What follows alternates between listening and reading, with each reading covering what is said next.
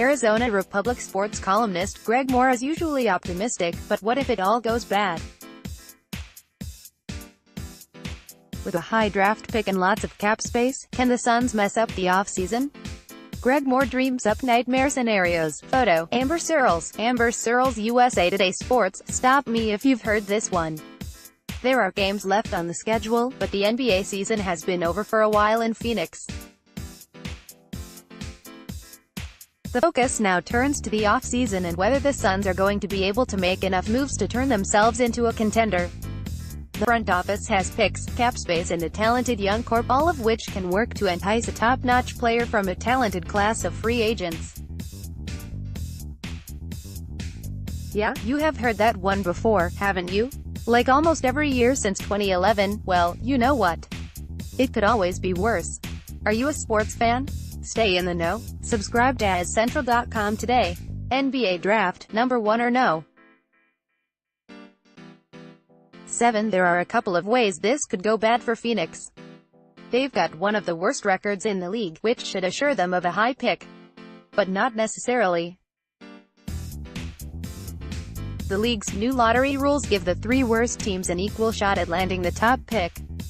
The way things stand, it means the Suns, Cavaliers and Knicks all have a 14% shot at the number 1 selection. Previously, the worst team had a 25% chance, the second worst team had a 20% chance and the third worst had a 16% shot. So, among the horrifying what-if scenarios haunting the Phoenix front office is the 7% chance that the Suns could end up with the 7th pick. Good luck hoping either Ja Morant or Zion Williamson falls that far. On the flip side, what if the Suns end up with the top pick? The hype around Williamson is so great that interim general managers James Jones and Trevor Buckstein would almost have to take him. It's one thing to zig while most people are zagging. It's another thing to try to convince the guy who owns the team that people comparing the Duke sensation to a guy like LeBron James are making an insane leap that overlooks ball handling, court vision and height. Not only is James 4 or 5 inches taller than Williamson, the youngster will most likely be a post player in the NBA, making him undersized for his position. The ideal slot for the Suns would be no. 2, giving them a shot at Morant without the pressure included with Williamson. Thank you. You're almost signed up for sports breaking news. Keep an eye out for an email to confirm your newsletter registration. More newsletters. Free agency, not gonna happen. Suns have some cap space to go after free agents and a guy everybody wants to play with in Devin Booker. Theoretically, they could create enough room to get a guy like Kevin Durant, but it wouldn't be easy. They can get to a max space.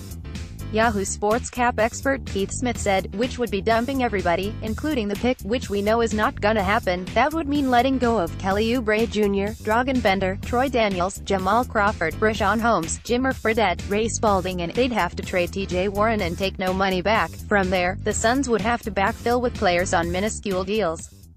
One other option to get Durant would be a sign-and-trade, Smith said. You'd have to send them Warren, Josh Jackson, the pick. You've got to pile together a bunch of money, and then you're probably left at that point with Ayton, Booker, Durant, and then you fill out the roster, which is not a bad starting point, Smith said.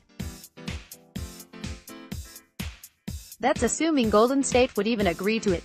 But remember, we're talking worst-case scenarios here. What if Durant goes to the Knicks and transforms them instead?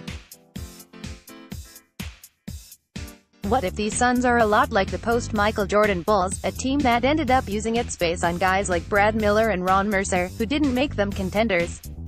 You think that's bad? What if somebody tosses Oubre, a restricted free agent, an outsized contract and the Suns match it, but he can't live up to it?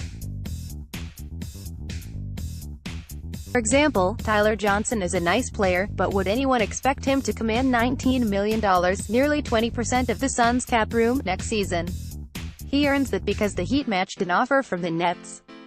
His salary ultimately made him expendable in Miami, not his ability. One more. Okay, here's one more worst-case scenario for the Suns this offseason. What if the nightmare turnover rate of coaches and general managers continues?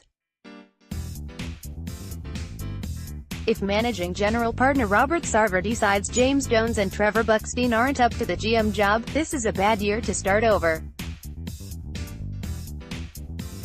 There are several top executive positions open around the NBA, including New Orleans, where Dell Demps was fired earlier this year, Minnesota, where Tom Thibodeau was fired, and Washington, where Ernie Grunfeld was just fired, making for a competitive market. Also, a new GM might want to bring along a new coach. Replacing Jones, Buckstein and coach Igor Kokoskov would. Hold on, let me guess, you've heard this one before? Like almost year since 2011, tell you what, here's hoping the Suns avoid all the worst-case scenarios for once. Reach more at gmore@scentral.com or 602-444-2236. Follow him on Instagram and Twitter at WritingMore. There's plenty more where this came from. Subscribe for videos, columns, opinions and analysis from the Arizona Republic's award-winning sports team.